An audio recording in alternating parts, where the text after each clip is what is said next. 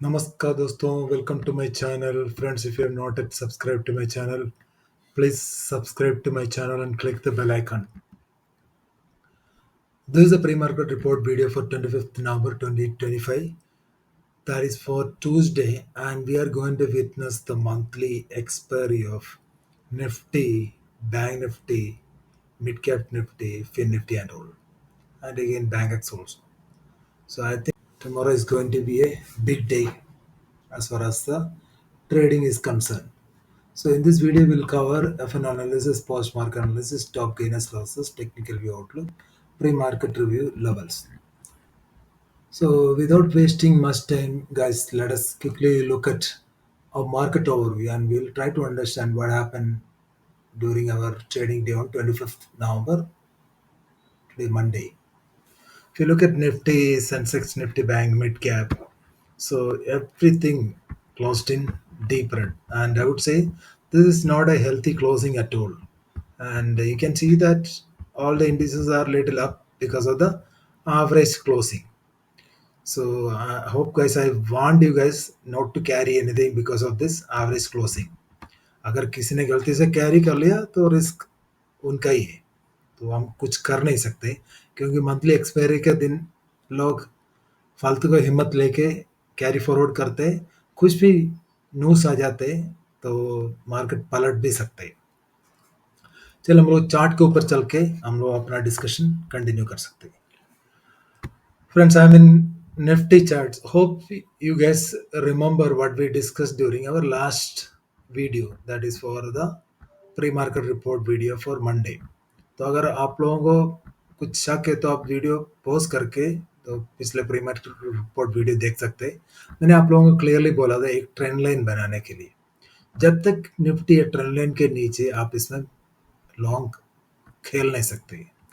अगर किसी ने इसको फॉलो किया तो वो आज लॉस में नहीं निकला होगा। अगर मान लो किसी ने गलती से ये रूल को फॉलो नहीं किया तो पक्का लॉस में निकल गया। मैंने कई बार ग्रुप में मैसेज डाला था ये लेवल के ऊपर आप लॉन्ग खो सकते। एक बार हमारे लेवल के ऊपर मार्केट टिकना शुरू किया था, लेकिन 20 पॉइंट ऊपर गया, उसके बाद फिर टूट गया तो एसएल खा गया। उसके बाद एक बार भी मार्केट ऊपर के लिए ट्राई ही नहीं किया। आप देख सकते हैं जैसे ये 20 EMA का तोड़ के 50 EMA ऊपर चल रहा, बाद में क्या है 3 बजे के करीब ये सारे लेवल्स को तोड़ दिया। खैर जो हो गया सो गया। तो आज का ट्रेडिंग डे बहुत ही मुश्किल था। अगर किसी ने भी कुछ पैसा कमाया तो वो अच्छा ट्रेडर माना जाएगा, लेकिन क्या कुछ लोग तुक्का खेलना चाहते हैं, तुक्का इस मार्केट में टिकेगा नहीं। तो अगर सेटअप के बिना आप इस मार्केट में ट्रेड करने जाएगा तो आपको पूरा कैपिटल उड़ जाएगा। चलिए हम लोग कल के लिए क्या लेवल ढूंढ सकते हैं, तो आप देख सकते हैं मैं 45 मिनट्स के चार्ट यूज कर रहा हूँ।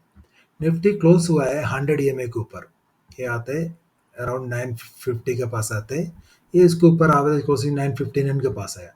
तो कल के लिए क्या लेवल नोट करना है, जब तक ये 950 तोड़ते नहीं तो आप इसमें बेरिश नहीं हो सकते। अगर एक बार 950 तोड़ दिया तो बिंदास आप शॉर्ट कर सकते, आपको 800 तक टारगेट मिल सकता है कल।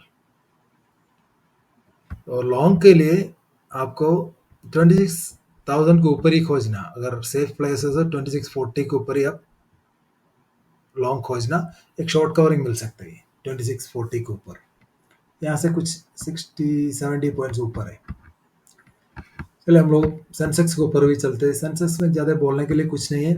सेंसेक्स में भी ये विदर्भ में भी 100 EMA पे market has taken supports Sensex, and Sensex if it is breaking below 84,800 then only you'll be able to short. For longs you can play longs above 85,000 only, so don't play longs before that. यहाँ पे भी आप EMA mark कर लेना, जब तक 50 EMA के ऊपर नहीं जाते तो 150 EMA के ऊपर नहीं जाते आप इसमें लॉन्ग कर नहीं सकते। बैंक निफ्टी में बहुत बड़ा ब्रूटल फॉल हुआ था लास्ट में, तो बैंक निफ्टी अच्छा खासा ऊपर चल रहा था। बैंक निफ्टी में अगर किसी ने सुबह लॉन्ग किया तो उसको भी कुछ प्रॉफिट मिला होगा। तो कल के लिए क्या लेवल मार्क करना है, ये भी 100 ईएमए के ऊपर ही सपोर्ट लिया। 750 के नीचे जाएगा तब जाके आप शॉर्ट करना है। जब तक बैंक निफ्टी 58 750 के ऊपर है, शॉर्ट नहीं कर सकते। और लॉन्ग के लिए मेरे हिसाब से 900 के ऊपर एक स्कैल्पिंग लॉन्ग मिल सकता है 5850 तक, लेकिन सेफ प्लेयर 5850 के ऊपर ही लॉन्ग करना अच्छा है।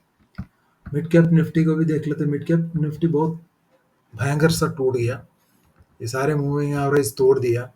तो मिड कैप निफ्टी ये 200 ईएमए की तरफ जा रहा है, लेकिन कल के लिए क्या लेवल मार्क करना है, 13,730। अगर ऐसा 13,730 तोड़ दिया तो आप बिंदास शॉर्ट कर सकते हैं, आपको अच्छा खासा मूव मिल सकते हैं। और लॉन्ग के लिए इसके ऊपर ही आप सोच लेना। तो 820 के ऊपर ही मुझे लॉन्ग दिख रहे हैं, तो स्कैल्पिंग लॉन्ग खेल सकते हैं, लेकिन पोजिशन लॉन्ग 13,820 के ऊपर ही है। इंडिया विक्स में देख लो, मैंने जो मंडे के वीडियो में मैंने क्लियरली बोला था, इंडिया विक्स एक बार ऊपर जाएगा, वहां से नीचे जा सकते हैं। देखो ऊपर गया, वहां से पूरा तोड़ दिया, उसके बाद पूरा साइडवेज करके फाइनली थोड़ा सा ऊपर जाके बंद हुआ। तो अभी भी आप देख सकते हैं अराउंड 3% ये डाउन बंद हुआ है। तो कल सेन ये जो इंडिया विक्स को देखते रहना। इंडिया विक्स बहुत कुछ मंथली एक्सपायरी में बता सकते हैं। इंडिया विक्स के लिए स्ट्रेट फॉरवर्ड मेथड है। If India VIX is going up, down long in this market, be in the short side. If India VIX is going down, don't sit on short positions, try to be on the long position। और कुछ फंडा है नहीं। चलिए हम लोग अपने sheet में वापस चलते हैं। यूएसडी आईएनआर में थोड़ा सा स्ट्रेंथ आया, अराउंड 40 पैसा का 45 पैसा का स्ट्रेंथ आया। तो लास्ट फ्राइडे 1 रुपया गिर गया था, लेकिन थोड़ा सा रिगेन किया। इफ यूएसडी आईएनआर और थोड़ा सा स्ट्रेंथ आते हैं 88 के 88.5 तक आते हैं, तो बैंक निफ्टी और मेटल सेक्टर में एक उछाल देखने को मिल सकते हैं। क्रूड में गिरावट जारी है, तो सेल ऑन राइस का मामला इसमें चलेगा। गोल्ड में बहुत बड़ा हलचल है। गोल्ड में गए लोग ब्लाइंडली बेट कर रहे हैं, और ऊपर से ट्रम्प का जो स्टेटमेंट आया यूक्रेन और रशिया का, Trump is saying that it's nothing is finalize, then gold started moving up. Silver भी सेम है। तो मेरे हिसाब से गोल्ड और सिल्वर अवॉइड ही करना अच्छा है, कोई ये न्यूज़ बेस्ड ट्रेडिंग अभी चल रहा है इसमें। Yeah, let us quickly look at our FNO data. If you look at, I wanted to quickly summarize FNO data. If you look at FNO data, index futures, if you can see FA and pros, they have reduced their short position. They purchase 8,000 each. And I would say this data is mixed to bullish. But still, their FA is holding 1.61 lakh shorts. Tomorrow, either they have to book or they have to carry forward for December. Mostly they will carry forward for December. इतना बड़ा तो book नहीं कर सकते। अगर इतना book कर लिया तो मार्केट 400-500 पॉइंट ऊपर भाग जाएगा, खाली 80 टच कर लेगा।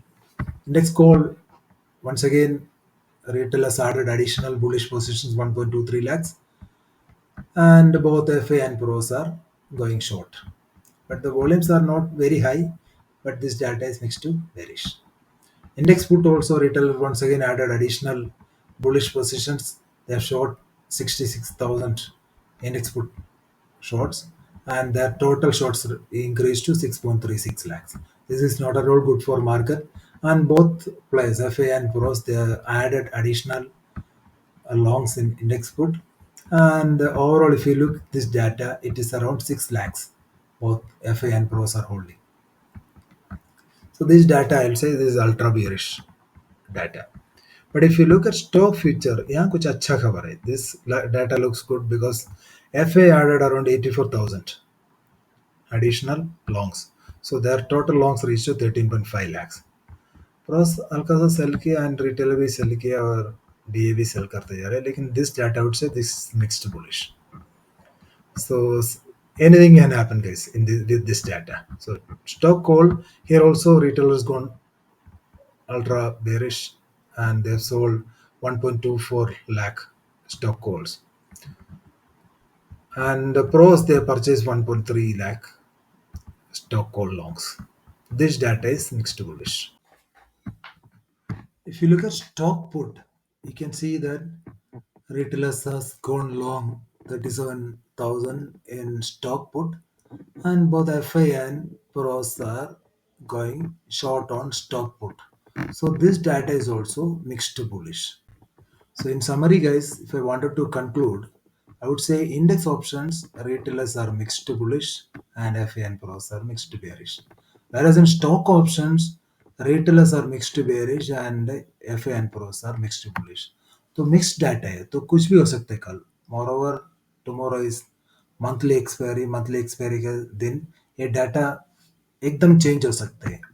मान लो खुलते ही ये डाटा चेंज हो सकते हैं. अगर ग्लोबल मोमेंटम अच्छा रह गया तो शॉर्ट कवरिंग भी पॉसिबल है. तो दोनों सेट के लिए इंतजार करना. और कैश मार्केट का डाटा देखें तो DI 4,500 करोड़ का बाइंग किया और FA ने 4,172 करोड़ का सेलिंग किया. बाकी जितना सेलिंग है ये मुझे लग रहा है रिटेलर का सेलिंग है.